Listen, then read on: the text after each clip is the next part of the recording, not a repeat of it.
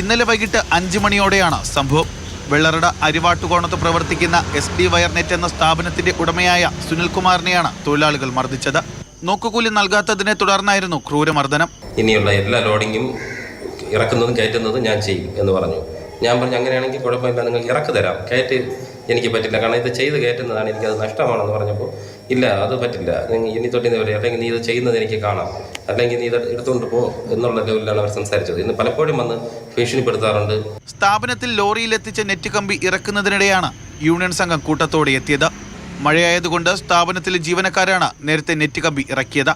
ഇതിന് പിന്നാലെ എത്തിയ യൂണിയൻ തൊഴിലാളികളാണ് നോക്കുകൂലി ആവശ്യപ്പെട്ടത്. യൂണിയൻകാർ ആവശ്യപ്പെട്ട പണം നൽകാത്തതിനെ തുടർന്ന് സ്ഥാപന ഉടമയെ ഇവർ ക്രൂരമായി മർദ്ദിക്കുകയായിരുന്നു.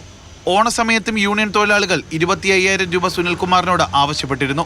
ഇത് നൽകാൻ തയ്യാറാവാത്തതിനെ തുടർന്ന് ഇവർ പല പ്രാവശ്യം സുനിൽകുമാറിനെ ഭീഷണിപ്പെടുത്തി. ക്രൂരമർദ്ദനത്തിനിരയായ സുനിൽകുമാറിന്റെ തലയ്ക്കും മുഖത്തിനും കൈക്കും പരിക്കേറ്റിട്ടുണ്ട്. സ്ഥാപന ഉടമ പോലീസിൽ പരാതി നൽകി. മാതൃഭൂമി ന്യൂസ്, തിരുവനന്തപുരം.